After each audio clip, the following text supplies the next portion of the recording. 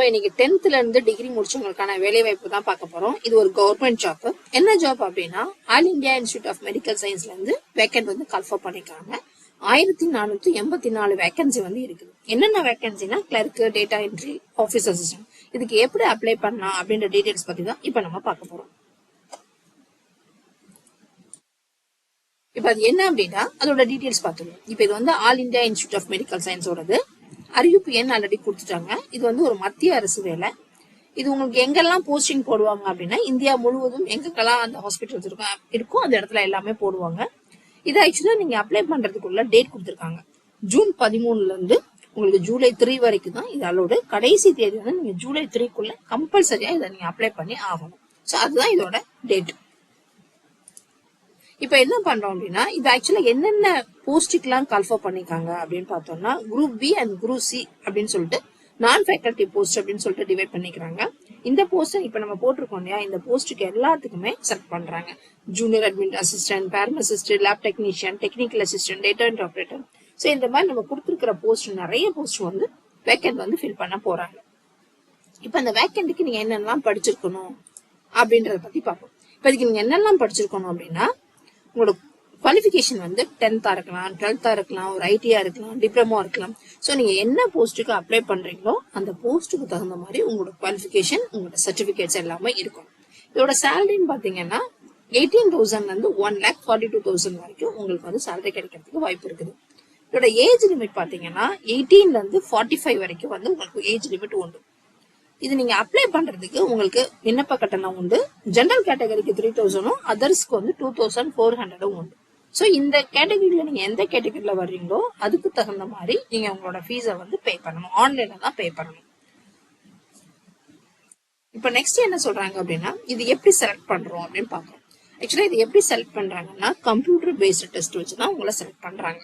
So நீங்க first நீங்க apply பண்ணீங்கன்னா உங்களை வந்து எக்ஸாமுக்கு வந்து கால்ஃபர் பண்ணுவாங்க. நீங்க எலிஜிபிளா இருந்தீங்கன்னா ஸோ இப்போ கம்ப்யூட்டர் பேஸ்ட் டெஸ்ட் உங்களுக்கு வைப்பாங்க. ஸோ நீங்க அந்த கம்ப்யூட்டர் பேஸ்ட் டெஸ்ட்லயே பாஸ் ஆயிட்டீங்கன்னா உங்களோட சர்டிபிகேட் வெரிஃபிகேஷன் பண்ணி உங்களை ஜாயின் பண்ணிக்கலாம். சப்போஸ் ஸ்டெனோகிராஃபி டெஸ்ட், டைப்பிங் டெஸ்ட்லாம் என்ன அப்படின்னா நீங்க டைப்பிஸ்டாவோ ஸ்டெனோகிராஃபராவோ அப்ளை பண்ணிருந்தீங்கன்னா உங்களுக்கு அந்த ஸ்பெஷல் டெஸ்ட் வந்து உங்களுக்கு நடக்கும். ஸோ இதுதான் வந்து உங்களோட செலக்ட் பண்ற மெத்தடாலஜி. நெக்ஸ்ட் வந்து அதேதான் as it is. நீங்க வந்து கண்டிப்பாக வந்து என்ன பண்ணணும்னா 13/6ல இருந்து 3/7 வரைக்கும் நீங்க வந்து அப்ளை பண்ணிடணும். உங்களோட எக்ஸாம் டேட் என்னவா இருக்கும் அப்படின்னா 25/7 to 27 ஏதாவது ஒரு டேட் வந்து உங்களுக்கு கொடுப்பாங்க. ஸோ இது உங்களுக்கு செலக்ட் பண்ண முடிச்ச பிறகு டேட் வந்து அனௌன்ஸ் பண்ணுவாங்க.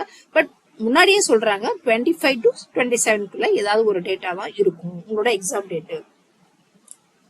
இப்ப அடுத்து வந்து இதை நீங்க எப்படி அப்ளை பண்றதுன்னு பாத்தீங்கன்னா எய்ம்ஸ் நிறுவனத்துல வந்து அவங்களுக்குன்னு ஒரு வெப்சைட் உண்டு. aimsexam.ac.in அப்படின்னு சொல்லிட்டு ஒரு வெப்சைட் உண்டு.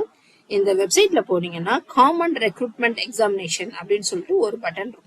அந்த பட்டன் நீங்க சூஸ் பண்ணிட்டு கிரியேட் நியூ அக்கௌண்ட் அப்படின்றத கிளிக் பண்ணணும். கிளிக் பண்ணி உள்ள போனீங்கன்னா உங்களுக்கு வந்து ரெஜிஸ்ட்ரேஷன் ஐடி வந்து கேட்கும். நீங்க உங்களோட ரெஜிஸ்ட்ரேஷன் ஐடி, மெயில் ஐடி எல்லாமே கொடுத்துட்டீங்க அப்படின்னா உங்களோட நேம் வந்து ரெஜிஸ்டர் ஆயிடும்.